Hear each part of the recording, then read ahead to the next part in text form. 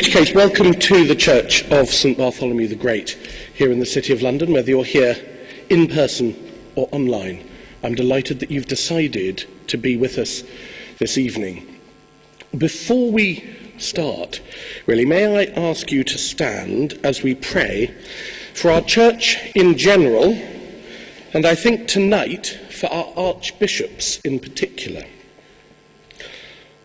Almighty and everlasting God, who alone workest great marvels, send down upon our archbishops and all bishops and curates and all congregations committed to their charge the healthful spirit of thy grace, and that they may truly please thee, pour upon them the continual dew of thy blessing. Grant this, O Lord, for the honour of our advocate and mediator, Jesus Christ. Amen. Thank you. I think it is important, as we gather tonight for this inaugural event, to pledge to keep Justin Welby and Stephen Cottrell firmly in our prayers. They have a truly awesome responsibility, and every decision that they take will have consequences that last for generations. They look on the same church that we look on the same financial situation, and the same desperate number of Christians, and Anglican Christians at that. They need our prayers. They also need to hear our voice. There is a reason we're gathered here, people from across the country, on this day, in this year, after the shock of the last 2 years. And on that note, I would like to thank you for gathering here with such speed, after such short notice, and I do apologise for the hasty and haphazard nature of the summons. A speedily constructed website, names and email addresses collected and then processed and then used to send out the emails, which I hope you've received, inviting you to this address, all, I'm afraid, organised by me, all in the midst of taking 4 funerals and 3 weddings, which is not quite the ratio that this church is famous for, a parish party, christenings and fundraising for Our Lady Chapel roof, and all the other excitements and tedium that any parish church will enjoy. I say this not really as an excuse, nor even by way of explanation, but by way of illustration, because this is what we are about. This is what the parish church is about. You are here because of this, each in your own settings. And I know that I couldn't be doing this without the vast amount of work done by the laity of this church, by my wardens, and I hope there are a fair few wardens here tonight, because you are the backbone of the church. Without you, these old buildings would fall apart, literally, as would the congregations that worship within them. By the treasurers and the secretaries and the servers and the sidesmen and everyone else who, day by day and week by week, keep the worship of Almighty God going in this place. It will all be different in your churches. In some cases, hugely different. That is one of the wonderful things about this campaign as it has developed. The parish is at the core of the Christian reality in this country for evangelicals and Anglo-Catholics, for those who do not believe that women can be priests, and for all the women whose priesthood is the only thing keeping their church communities together, for those who support gay marriage and those who think it cannot and should not take place. This campaign, I passionately feel, transcends it all. Because there is no point in arguing over which music is enjoyed in churches that won't be there in 20 years' time, any more than there is much point in arguing about which categories of people can be married in a church that doesn't have a generation left to live. Or rather, these debates will go ahead. People will stand for synod on those issues, and proudly so. But across the aisle, as they say in the States, is an alliance that is building that loves the parish church and pledges to sustain it, whatever its flavour. That pledges to stand up and be counted, and then to stand. To stand in order to defend this treasure which we have found in earthen vessels. Alison will speak to us in a minute about the parish system and its church at the centre of it, and give us the fruits of her theological depth and academic research as she explains the threats to this ancient system. Stephen will help us to understand exactly why General Synod is so important, and help anyone thinking of standing to know how they can go about doing this. But that isn't it. After tonight, the hard work begins, and I'll speak a bit about that at the end. But for now, I'm delighted to welcome the Reverend Professor Alison Milbank, author of For the Parish, to this church and to this gathering.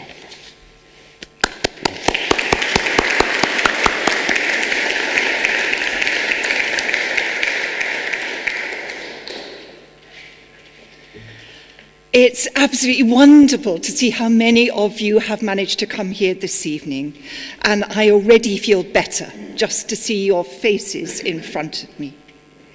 I'm mainly going to talk about positive things. I don't want to spend too much time on the negative, but I'll have to start that way just to give you a sense of why we're here. So, for some years, the Church of England has totally capitulated to market values and managerialism. This can be seen as far back as Mission Shaped Church in 2004, and its embrace of the homogeneous unit principle for growth. In theory, our church operates a mixed economy of parishes and fresh expressions, now renamed mixed ecology to make it sound nicer. In practice, resources are being drained from the parish system. And the 32 million spent so far from a strategic pot of over 50 million has gone mainly on resource churches and has actually taken people, bishops and clergy away from their kind of core work to put in kind of bids to try and get this money. But it's mainly gone on resource churches, hubs in theory to revitalise and support mission in their deanery or city.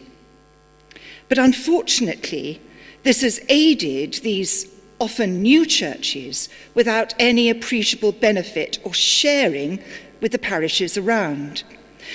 And a study in 2017 put existing churchgoers transferring to a resource church at 38%, one last year 35%.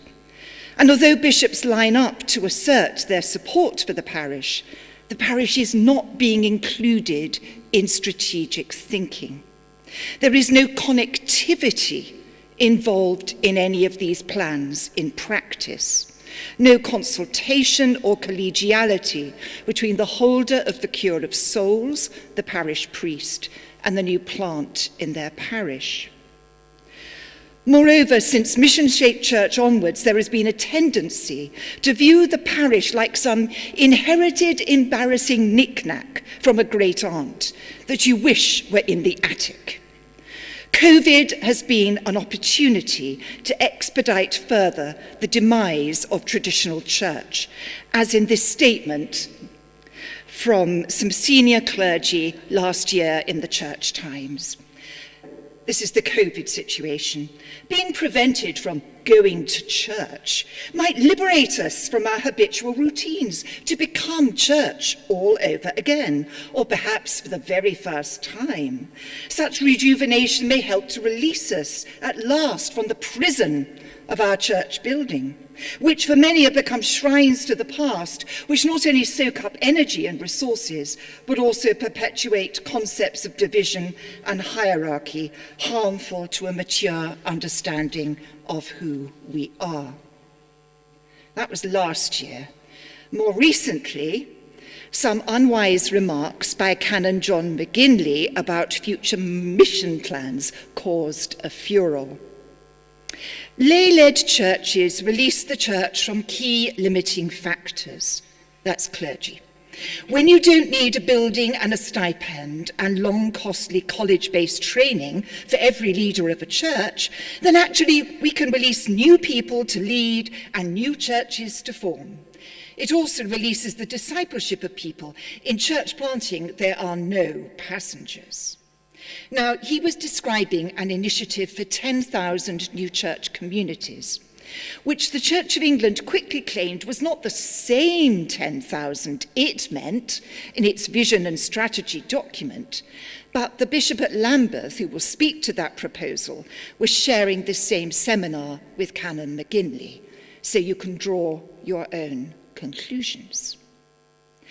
Along with this denigration of our orders, our worship, and indeed our whole ecclesiology, our DNA, if you like, goes a draining of resources away from parishes.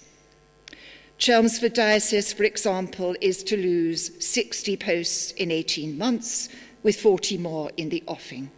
And other dioceses plan their own cuts.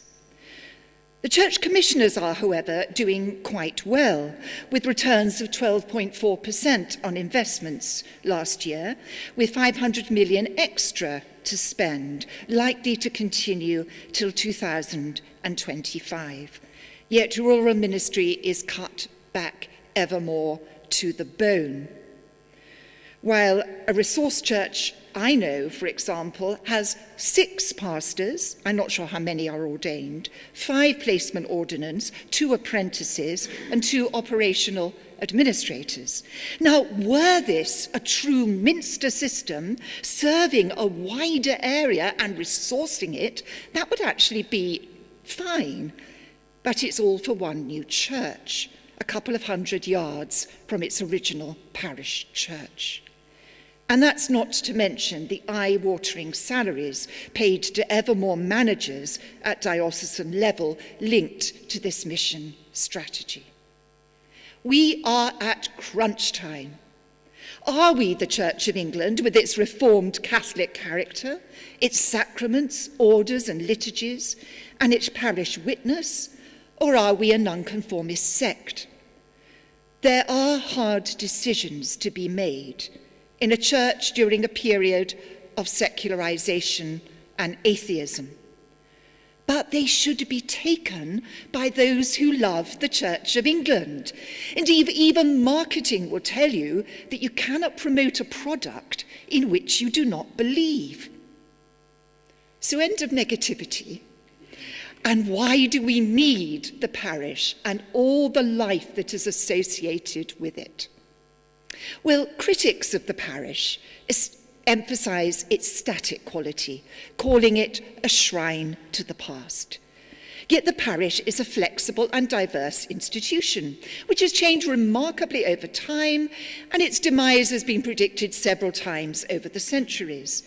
Today it is equally protean, and there's a world of difference between St. Lawrence Catford, its majority African heritage congregation in a parish of over 20,000, and my son-in-law's 9 churches in rural Lincolnshire, including a church in a farmyard. There are, however, common features which mark out the brand and are instantly recognisable to people of any faith or none. And this is the first of my points. The parish's physical instantiation in church, hall, and perhaps graveyard, and in the parson, mean it has some historical, cultural presence, what you call social capital. Next slide. Whether we are a native of the same town over centuries or a recent immigrant, we need to orient ourselves physically in a place with a human scale of knowledge and belonging. As several modern environmentalists have pointed out, a parish offers a set of coordinates that enables us to orient ourselves in time and space. Richard maybe commends it as a system of loyalties, which is one definition of the phrase social capital of the bonding sort, a complex of relations without which, as economist Francis Fukuwaya argues, no economic system or state can function. It is these loyalties which have enabled Christians to offer £12 billion worth of social service, as a recent report has described. Secondly, the Anglican parish is, however, not wholly a matter of homogeneous bonding, nor should it be. It acts as a bridging mode for all our identities, across groups. In that way, it keeps also the early Christian sense of parochial as the outsider, the one from the boundary. Its worship and pastoral care are offered to everyone, and it models an association of ages, classes, and cultures in a place, as the early church did. This universal provision, a spiritual NHS, if you like, is an enormous challenge in a time of secularization, but it is culturally well understood and in display in TV dramas such as the aptly named Broadchurch and comically in Fleabag. It enables it to be a resource in times of crisis, such as the Grenfell conflagration, where the parish system enabled swift, practical response and effective representation for people who still struggle to get justice. St. Clement's had a long tradition of community involvement, leading to a charity, as well as strong relationships with other local churches and the mosque. So already we can see that the parish offers a compelling theology, a God who is stable, inclusive, and caring, who is committed to his world.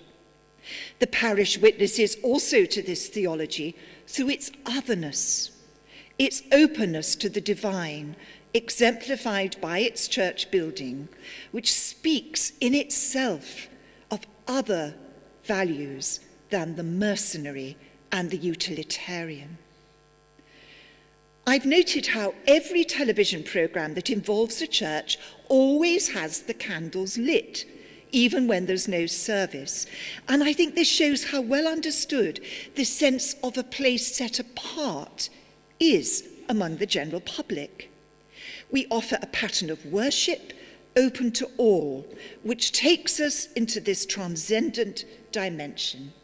Through worship, we enable transformation of empty time into sacred time, the individual into the body, an acknowledgement of the material, the whole web of life in a place as holy. And I've given examples when people take the church out into the street in different ways, to show that the place itself is holy, not just the church. The church is a kind of guarantor of the holiness of the whole area. During lockdown, a church insurance policy meant one priest locally to me had to check his church daily. So this allowed him, this was the only way he was allowed, to actually say morning prayer while he was at it. Hearing the bell ringing had a transformative effect on people's spirits as they realized that there were other values at play. It gave them hope as they knew he was praying for them and they felt included. And some, I gather, prayed with him when they heard the chime. He raised their hearts. Thirdly, parish is missional. The old evangelical accusation was that the parish was a blockage to mission. Andrew Rumsey's book Parish names the nadir as the comparison of the parish to a condom. But how can this be when most fresh expressions are in fact parish initiatives? The largest form of fresh expressions are the 2,800 messy churches run mainly by parishes. And the success of this franchise, as it has become, is that it's a new form of an old idea, the self-sufficient Sunday school, though often meeting in the week. One I know in Gloucestershire is actually held on Sunday and joins the main parish service after its messy part. Intended to be separate, that's the ideology, a church, they have the potential, if allowed, to be more porous. Although a recent Church Army report deprecated such synergy with parochial worship. It's this ideological attempt to keep messy churches and other mission initiatives separate from parishes that prevents their full missional potential. This was the main point of the book For the Parish, which I wrote with Andrew Davison some years ago. There should be collaboration and movement between parish and mission initiative, each supporting the other. Fourthly, the parish is flexible. During lockdown, the charity Together for the Common Good wrote a series of letters to local churches. This is the first, The Plague and the Parish, praising the parish as the elemental theatre of living community, a site that proclaims that particularity is transcendent. During COVID, we've witnessed the readiness of local structures such as the parish to respond quickly and efficiently to local need. Some of you may have watched the very moving report on the BBC News from Burnley, which revealed a depth of poverty and despair that was truly shocking. It also revealed the role of the parish. Father Alex Frost of St Matthew's Church organises an informal food and pastoral care provision from the church. He works with a wonderful street pastor, Mick Fleming, whose creative, if somewhat anarchic ministry is enabled and directed by the support of the parish building and partnership. This is a perfect example of the synergy between different types of mission I've been advocating. The British government's centralised response to the pandemic has proved to be a source of many of its failures. Where devolved decision-making and response has been possible, as in localised track and trace and local vaccination provision, they've been a key feature in success and containment.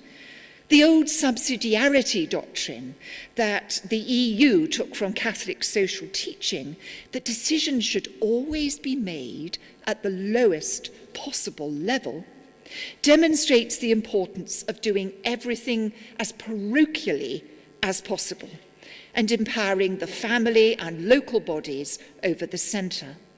The parish has proved its worth during COVID, and especially where it's been open for prayer, as here, as well as active in service. My own parish church cathedral has really increased its ability to engage the unchurched by outdoor events. We've had dramatised Stations of the Cross and a memorable Halloween Saints event. Public outdoor ashing was something we'll continue. We have to remember, of course, that the parish is not just the church, it's the place and the people. Another aspect of parochial localism is its importance in our response to the climate crisis. In this emergency, our planet needs us to become more local, to source our food closer to home, to travel less far and less frequently. In this new parochialism, we are local not to be turned in upon ourselves, but to connect our behaviour to global problems. Indeed, we need the local to energise people to realise the global challenge. People will respond much better to something positive than being told off all the time.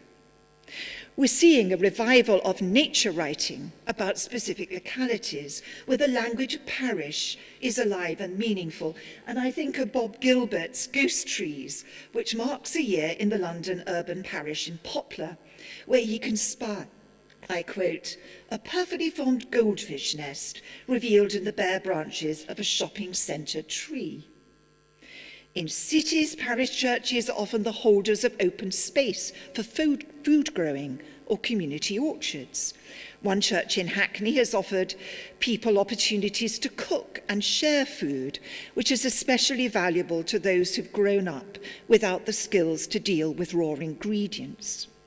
Our graveyards, urban, suburban or rural, can be rewilded or productive according to local need, and bring local people of any faith or none to join us in projects which serve the common good. The new Sir John the Baptist Church on the Ermine Estate at Lincoln, which is on the right there, could not afford grass cutting. so I've worked with the Lincoln Conservation Group to manage the site. Volunteers come and scythe the area in hay season by hand. In a debate about funding for parish churches in the House of Lords, Baroness Sherlock described the Eco-Fest in her parish. It's in the middle of St John's Neville Cross in Durham. The result is a huge mix of campaign groups, green campaigners, alternative energy providers, people who do vegetable boxes, beekeepers, bicycle repair workshops, and a car sharing club. There's a toy swap shop for the kids. The Durham Food Bank will be there because many of our church members are involved. At the end, our rector will lead us all in beer and hymns, accompanied by a brass band, this being the North East.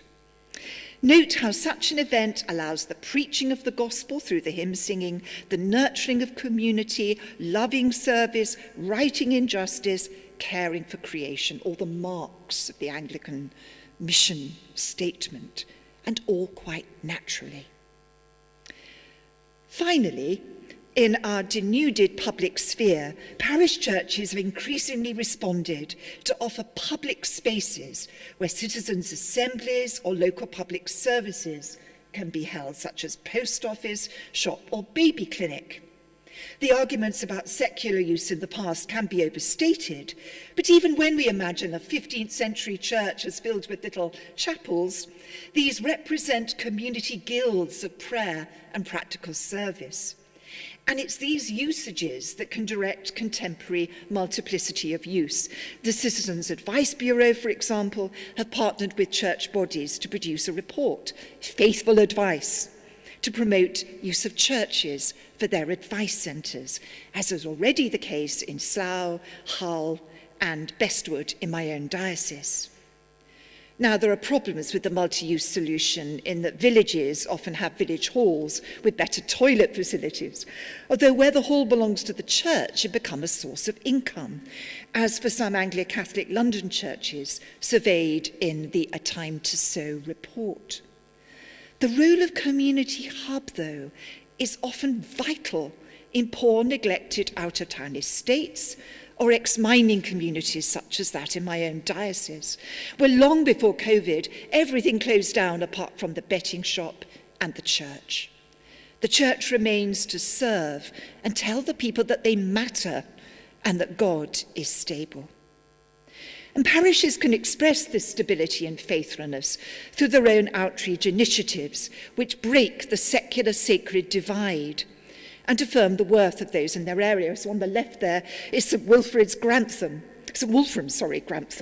where they bring an ice rink into the nave in Advent. Daily office and Eucharist carry serenely on while children skate by, demonstrating that for Christians there is no secular. And it concludes with a big service on the rink, though I'm very disappointed it's not real ice, so the priest does not sail along on ice skates. It's real opportunity for a fresh expression there. St George's in the East in London holds a regular open table in the church for anyone who comes, who include people of varied faiths and wealth, as well as homeless people, all eating happily together. In Cambridge, city churches take it in turns to host bed and breakfast for the homeless in winter. If the Church of England closes too many churches and loses the sense of stable and inclusive presence, it will, I believe, have real problems. For what is it to be Anglican? The Holy Trinity Brompton model that is so much in the ascendant carry on its life in any Protestant denomination. Indeed, I see my own Anglican evangelical students move in increasing numbers to the big Pentecostal, Vineyard or Cornerstone churches. Without that sense of a core Anglicanism, owning a national mission rooted in place and offering pastoral care to everyone, what are we as a body? With liturgical reform, we have gained variety, but lost the sense of one shared form of worship, by which the law of prayer is the law of belief principle could form us. Far from being a millstone round our necks, the parish system is what gives us our coherence and our value in society. It may be a financial burden, now that the generations who sustained the physical structure with their time, energy, and commitment are not being replaced, but it is a blessing nonetheless, and a potentially productive one. I've actually met several ordinands originally from other Protestant churches who've joined the Anglican Church precisely to make use of its strategic outworking in every place through the parish. We're in a period of decline at the moment, though our churches have been empty and indeed ruinous before and may be full again. Christ's gospel cannot fail. Our charism as Anglicans of the Church of England may, however, fail, and the benign sense of national identity as love of the local be replaced by quite malign forms of nationalism. The Scottish Episcopal Church have embraced the Scottishness of their culture, quite unself-consciously, and I attended a wonderful celebration of a church's anniversary in Dornoch with pipers. National identity in England is more problematic, but what marked it in the late 19th and early 20th centuries was its relation to nature, which led to the creation of the National Trust. And an Anglican cleric was central to that, and an Anglican laywoman. It was a vision of ourselves as lovers of and stewards of a holy landscape. You can see it in Anglicans such as Percy Dearmer, Arthur Headlam, and Conrad Noel, who combined flying the red flag with the revival of folk customs in Thaxted in association with Gustav Holst.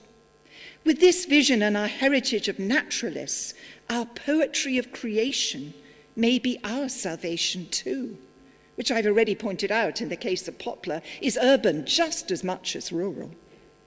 Parish patriotism, indeed, prevents the bad exclusive model.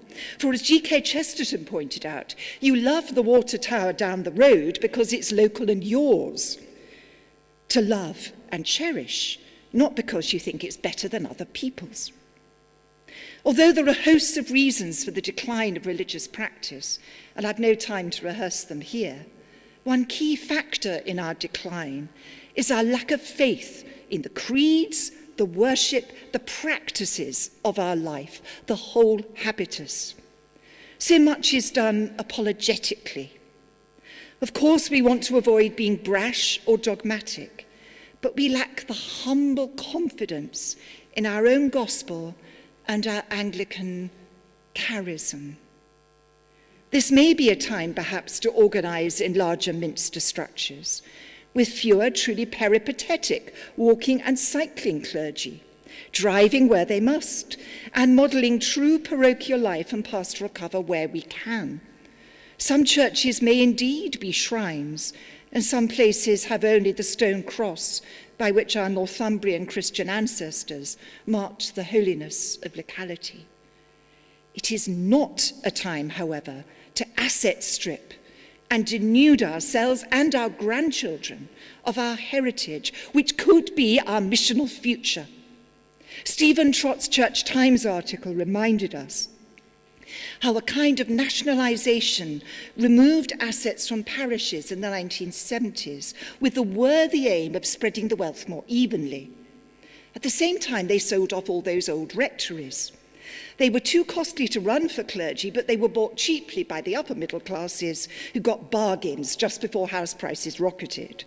There was no missional imagination shown, in which some might have been renovated, divided into flats for those being priced out of villages at the time, when council house stock was being lost, making these assets a common good resource and a steady bringer in of income, as well as more manageable homes for the clergy. Similarly, 100 million has recently been earned from palaces, which could have been used for social purposes in some cases and remained as publicly accessible. Soon they'll be selling off churches, and once gone, they're gone forever for local people. The Victorian church in the farmyard in rural Lincolnshire might without harm be sold for housing, though I'm actually glad to tell you, since I wrote this, my son-in-law says that in fact the farmer's buying it and is going to preserve it as a chapel. So, he values it, even though it's just a church in a farmyard. But actually, 12,500 of English churches, most of them parish churches, are listed. So a quick cash return is not, in fact, easy. Anyone sitting here who's got a listed church will know how hard it is to do anything, particularly for grade 1. How long can people survive the fragmented subjectivity that modern life and social media encourage?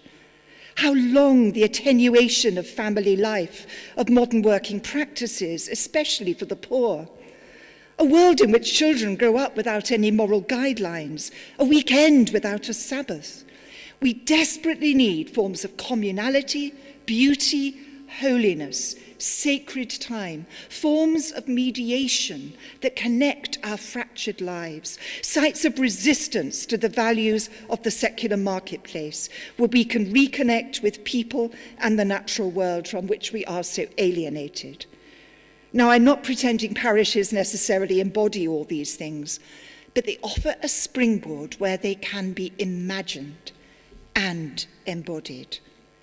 And wholly ironically, while the Church of England denigrates the parish, the emerging church in America, having recently discovered the power of the liturgical year, is now discovering the value of the parish.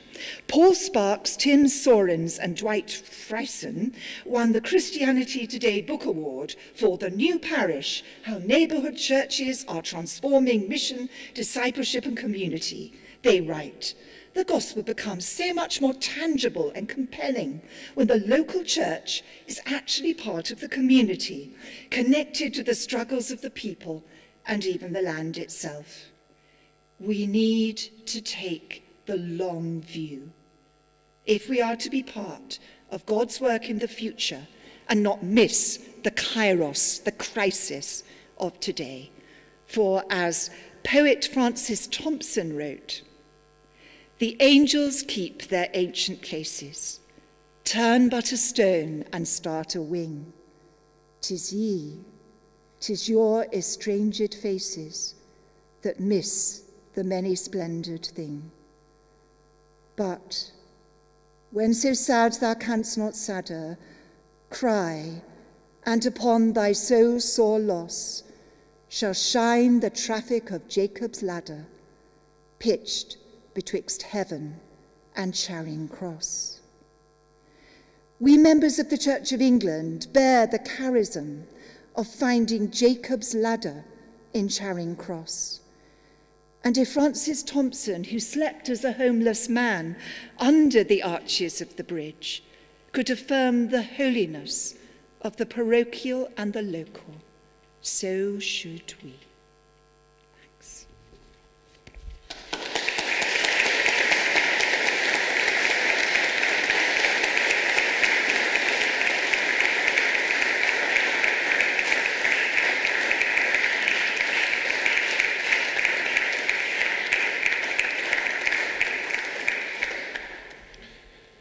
The depth of that insight into the treasure that we've been gifted really is a gift to us tonight, Alison, and thank you very much indeed for that. I think it's really reminded us of the huge importance of this system, this life that may be lost. And the question that I think is foremost at our minds tonight, which is why you're here, is what can we do about it? And there are some things that we can do about it, because the Church of England, in its own little way, is a profoundly democratic, well, it's not profoundly democratic, it has democratic elements to it, within which are elections, and a substantial portion of those elections are elections by the laity and elections by the clergy. And actually it is in General Synod that the first line of defence of the parish has to be made. And therefore I'd like to invite the Reverend Stephen Trott to come up and speak to us. He's been on General Synod for over 25 years and has been a church commissioner for over 20 years, and therefore he knows whereof he speaks and will be able to give us much more concrete ideas as to how to raise up that defence. Thank you, Stephen.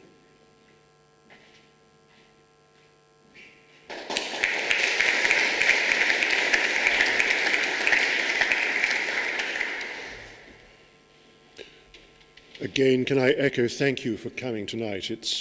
I think this is a signal occasion, and at risk of using a hackneyed phrase, I think we are at a crossroads in the history of the Church of England, and its future, I think, may well depend very much upon us here tonight.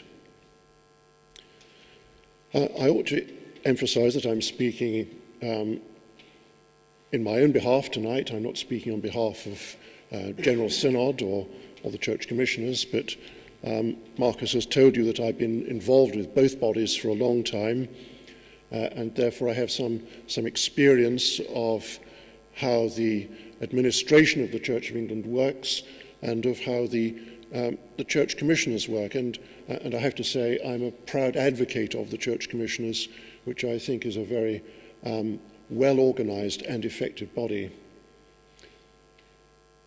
Now, our story in one sense begins with William Temple, who was perhaps the most visionary Archbishop of the 20th century when he was Vicar of St. James, Piccadilly, just down the road. In 1916, I think it was, when he started an organisation called Life and Liberty. And the object of this was to win for the Church its own parliament. Because of the way in which Church history developed after 1534, when Henry VIII nationalised the Church of England, Parliament was the governing body of the Church of England, even though by 1916 many of its members were not even Christian, let alone Anglican. It took an Act of Parliament to set the pension for the Archdeacon of Exeter. That's how tightly bound the Church was to Parliament. Life and Liberty, meeting, I guess, on an occasion such as this, became an irresistible movement of Church people.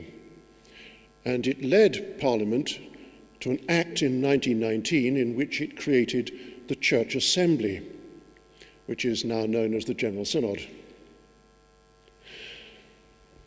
It was the first act of devolved government.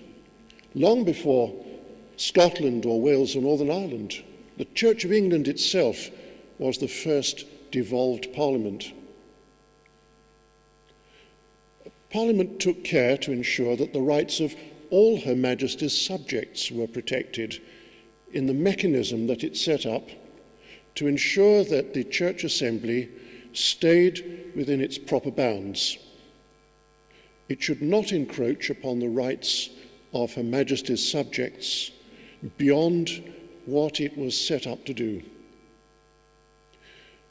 And the means by which this takes place to this day is that any measure passed by the General Synod is scrutinised by the Ecclesiastical Committee of Parliament, which is 15 peers and 15 members of the House of Commons, and they write a report to Parliament recommending whether or not the measure is, quote, expedient. That's the word used in the 1919 Act.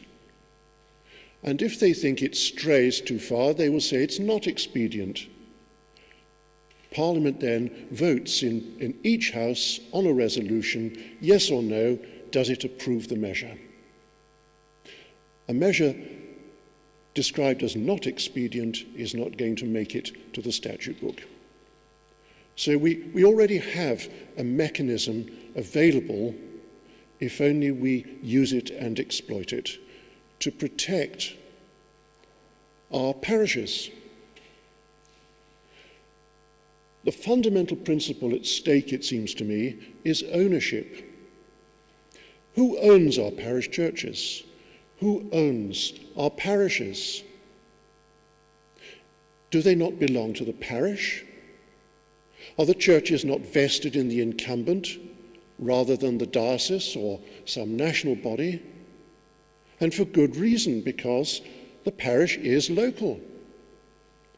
According to our articles of religion, it's the place where the word of God is preached and the sacraments are administered. Those things don't happen in diocesan offices. It is the church. It is the local church. And it belongs to the local church, or at least it did until recent times.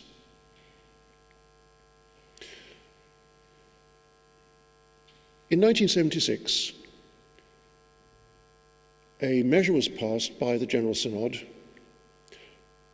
taking away the glebe land with which parishes were endowed to provide a stipend for their priest, along with the financial endowments of the parishes. Those were taken away as well, and in return we were promised that a stipend would be paid to each priest at a modest but survivable level, and a fair level, because up to that point some priests were poor as church mice and some were rich as Croesus. All would be well if the management of all this was taken over centrally, and the clergy were paid a stipend from a central body rather than from local resources.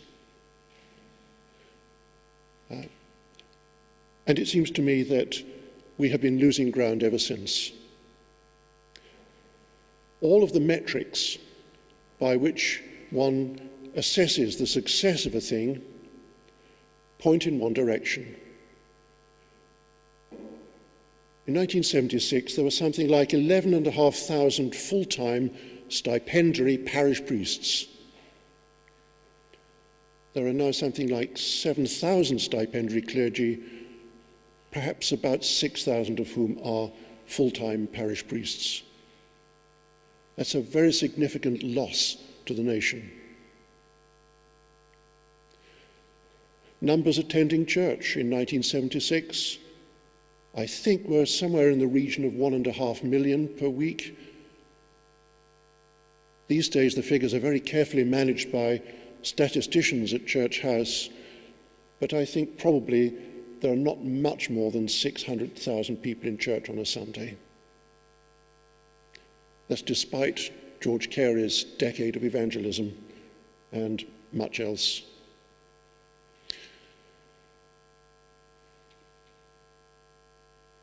All the way, the parishes have been mined for their resources to fund all of these new activities.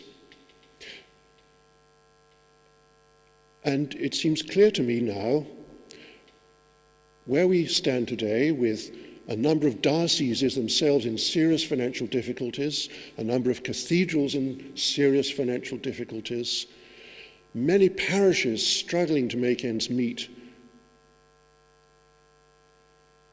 we need to find a better way to run the Church of England. I think, in fact, we need, in many respects, to put an end to the 1976 experiment, because that's what it's been, and it hasn't worked, and it isn't working, and the downward spiral is continuing. Despite all the upbeat messages that are presented to General Synod, and all the upbeat messages that get published in the Church Times and elsewhere, the reality is that the whole system is fading away. It has a top-heavy management which it can't afford, and which is not contributing effectively to the life of our churches. Parliament has a role to play in this, because Parliament is the overseer of the General Synod and its measures, and it is to Parliament that we must appeal as the guarantor of our ownership of our churches and of our church life, because ultimately we are a state church. This is acknowledged in our canons. We're not a free church. We belong to the nation, and in some senses the nation belongs to us. Everybody who lives in my parish, whether they come to church or not, is a parishioner. They have the right to come. They have the right to seek baptism, the right to have their funeral there, the right to be married there if they meet the requirements of the Marriage Act. It's their church. But there are plans now to take away more and more of our say, our control, our ownership of these buildings and of these parishes and of these local institutions and of the clergy themselves, who I think are the most precious resource the Church of England has. The biblical model for a parish priest is the Good Shepherd. I am the Good Shepherd. I know my sheep know me. That's years of building relationships, knowing people, serving people, supporting people, praying for people, praying with people.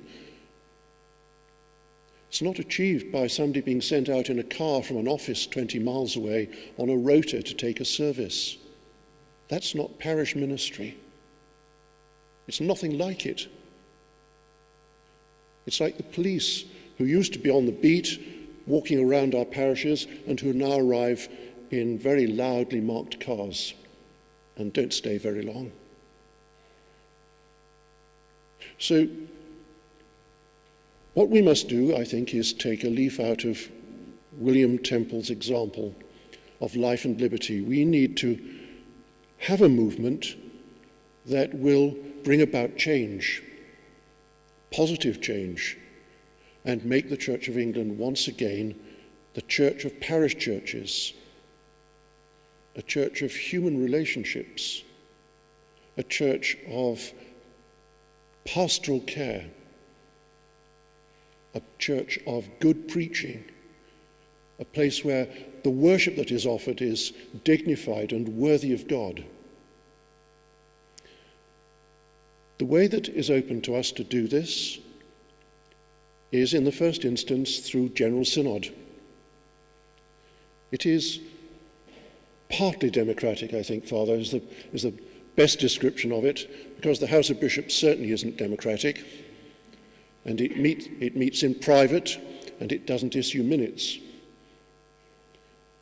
But the House of Clergy is pretty well democratic, although there are a few ex officio members, because it is elected by the clergy in each diocese. And anybody who holds a benefice or a license in the diocese can be a candidate for election to General Synod. So if you feel strongly about this, consider it. Equally, the House of Laity is elected and not chosen. Anyone can be a candidate. You have to have a proposer and a seconder who are members of a deanery synod. It's as simple as that. Now, it does involve some commitment, and I speak with a heavy heart after 26 years. It does mean that you have to commit yourself to 4 days in London in February for a synod meeting, 5 days in July in York at the university campus over a weekend, and very occasionally 2 days in November. In between times, much of the work of synod is done by committees. Now, it's a very political animal. It makes the city of Byzantium look really quite amateurish. There is a constant battle for control of the agenda, which the Archbishops' Council has largely won. There's a constant battle for who sits on the committees, because they are largely appointed, although some are elected.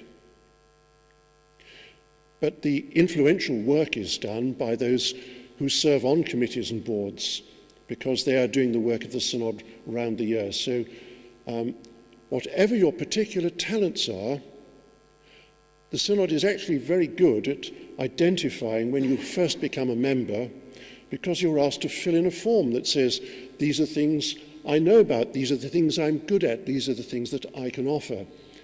And there's a great deal of work goes into putting people into the right boxes, so that somebody who's an accountant finds himself on a finance committee.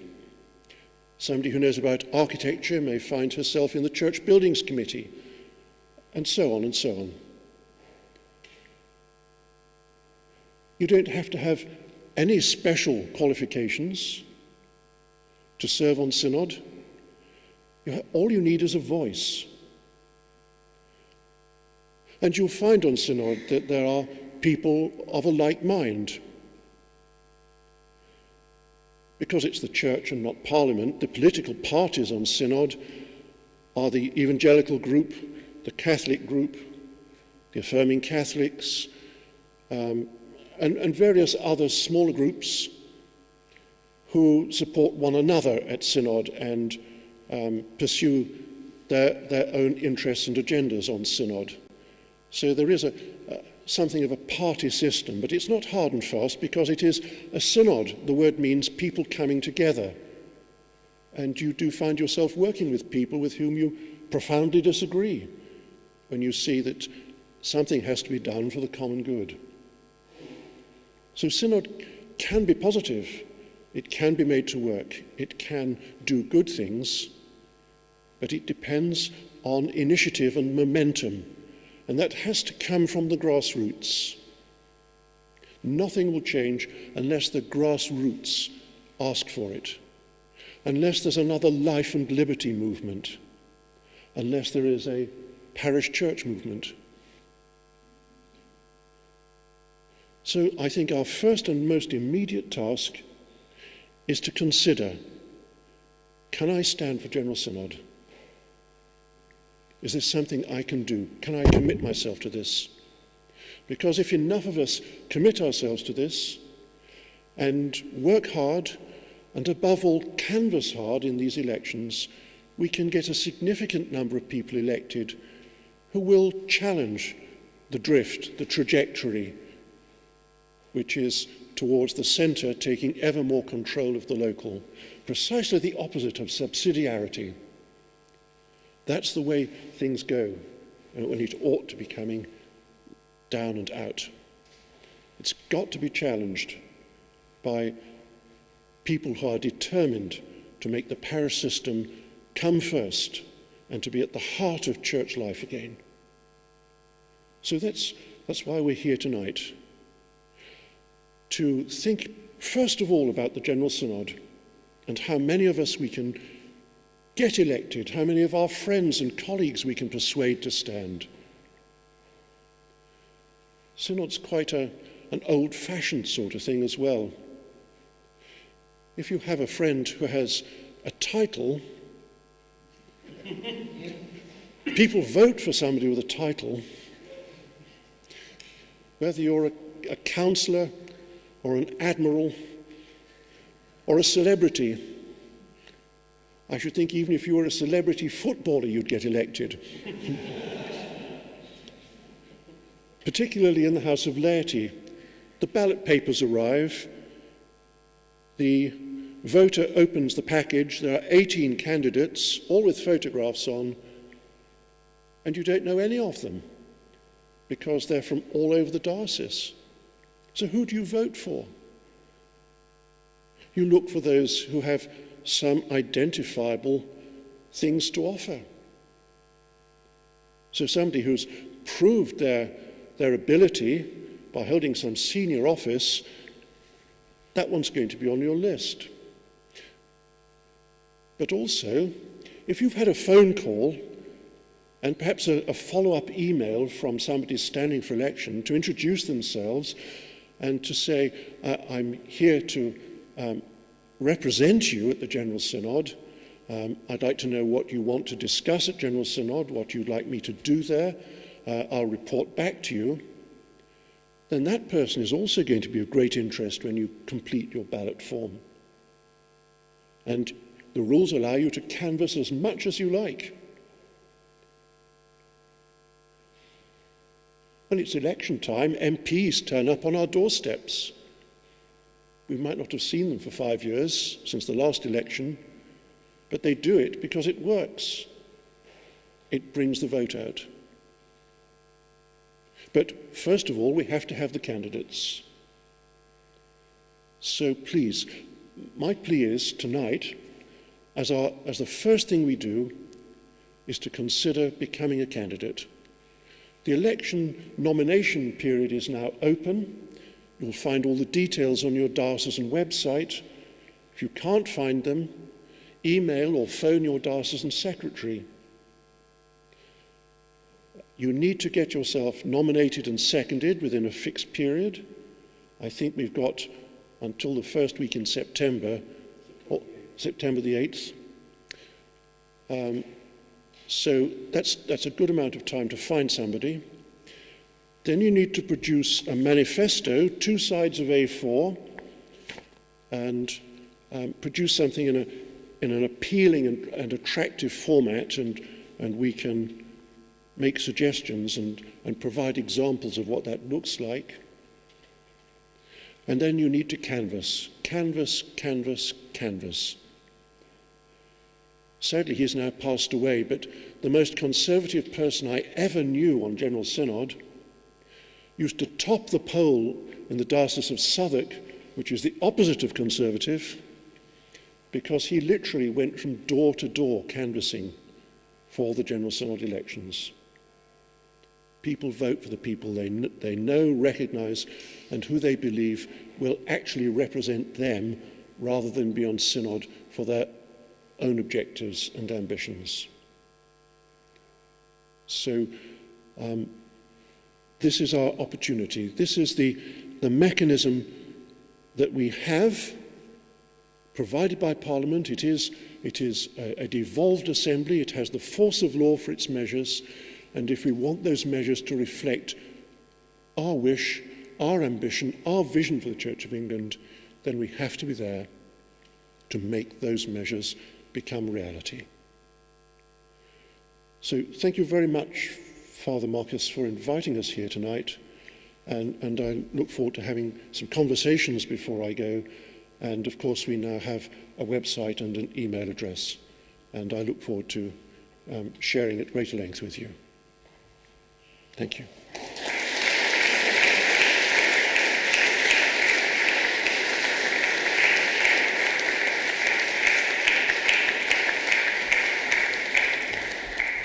Thank you very much indeed, Father Stephen. And I think the underlying message that Stephen has just given us and that Alison gave us a few moments before is this. This is your church. This isn't the church of the archbishops. This isn't the church of the bishops. This isn't the church of the clergy. This is your church. I'm not even just directing that at people who attend church regularly. I'm really directing this at the entire nation, although the electors are a much smaller body.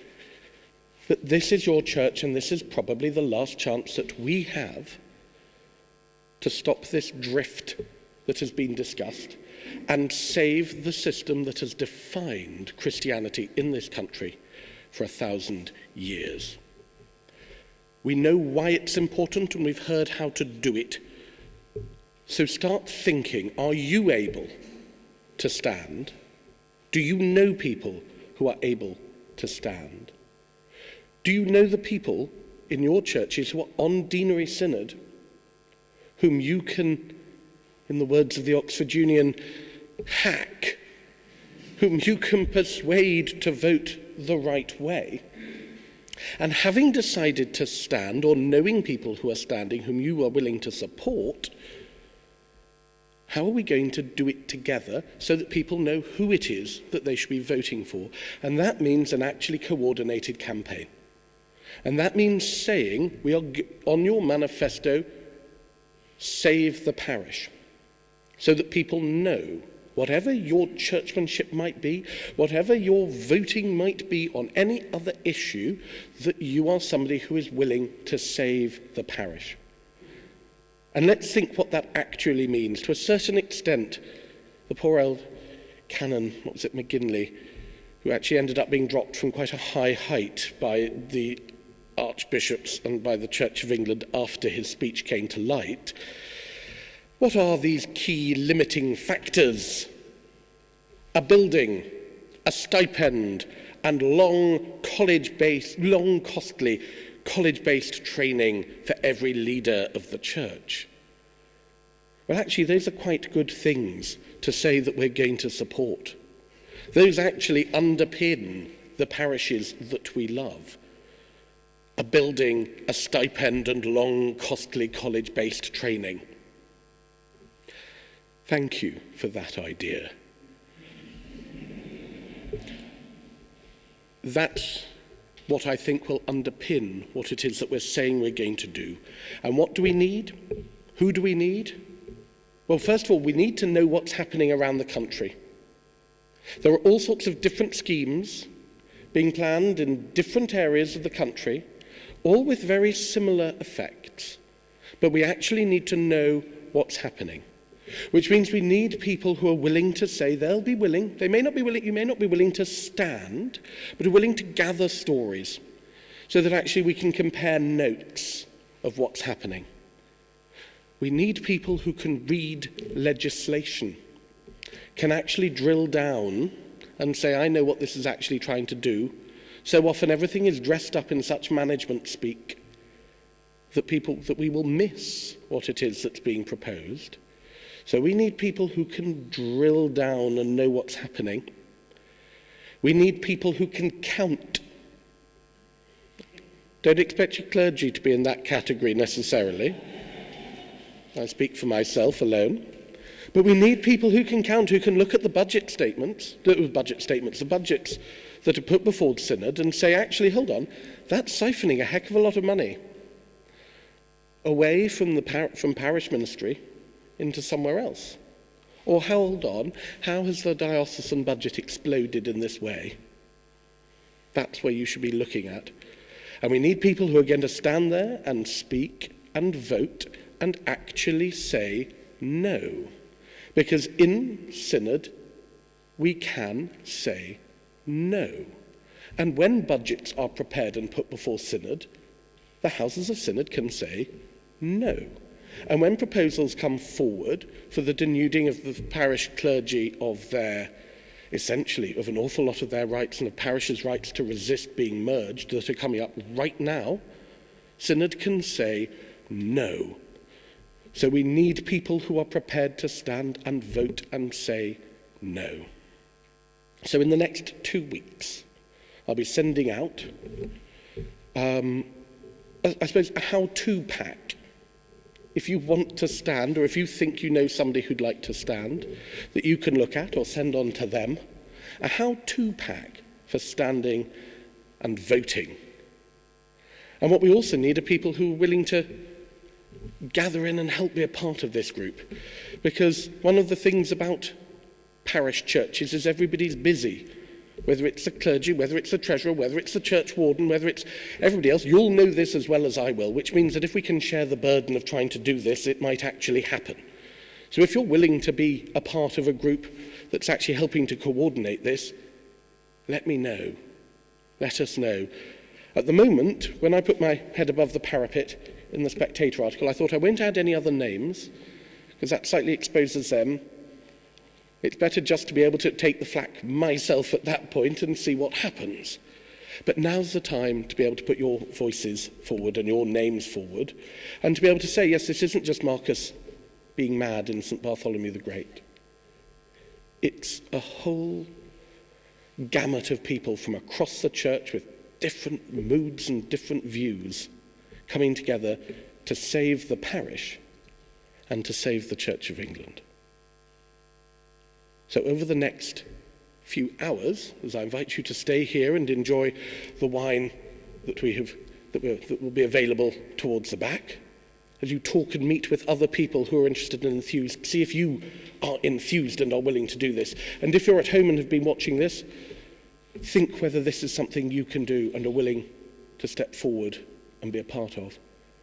And let me know, let us know, and then let's stand up as key limiting factors for our buildings, for a stipendiary clergy, and for long, costly college-based training for every leader of the church, and above all else, for the parish. Thank you all very much indeed for coming here this evening.